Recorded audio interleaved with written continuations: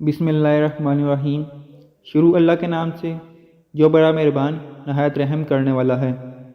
ایک شہر میں ایک بدکار عورت مر گئی تو اس کے گھر والوں نے اسے دفن نہ کیا بلکہ ایک کوڑے کے ایک ڈھیر پر اسے پھینک دیا۔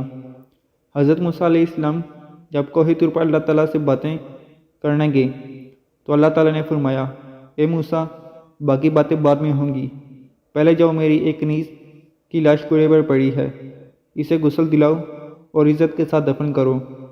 حضرت موسیٰ علیہ السلام کوہ طور سے واپس آئے اور شہر میں داخل ہوئے۔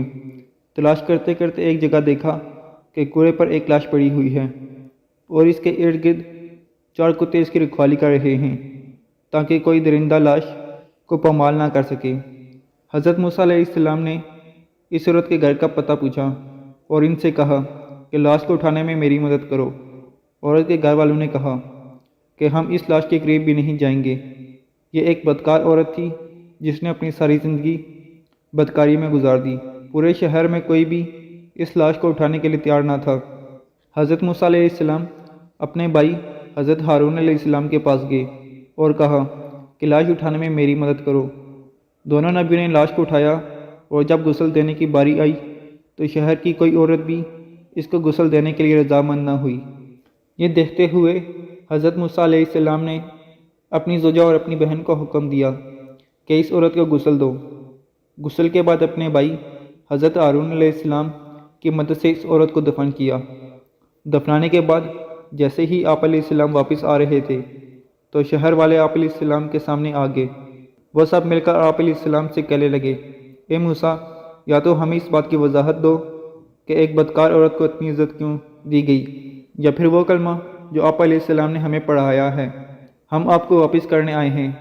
حضرت موسیٰ علیہ السلام نے لوگوں سے فرمایا، اے شہر کے لوگوں، جو حکم اللہ نے دیا میں نے اس کی تعمیل کی ہے۔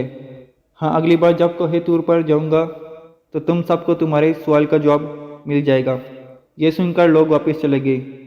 حضرت موسیٰ علیہ السلام کوہ طور پر گئے تو فرمایا، اے میرے پروردگار، اس شہر کے لوگ مجھ سے اس بات کی وضاحت مانگتے ہیں کہ ایک بدکار عورت کو اتنی عزت سے کیوں دفن کیا گیا۔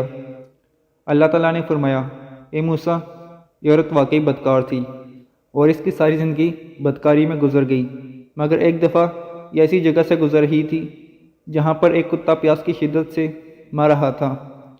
اس نے پانی کے کنویں سے اپنے کپڑے گیلے کیے اور کتے کے منہ میں نچوڑ دیے۔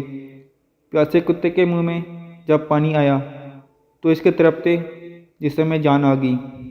مجھے عورت کی یہ رحم دلی پسند آ گئی اور میں نے اس کے سارے گناہ معاف کر دیے اور موت کے فرشتے کو حکم دیا کہ اس کی روح قبض کر ڈالو تاکہ آئندہ یہ بدکاری نہ کر سکے۔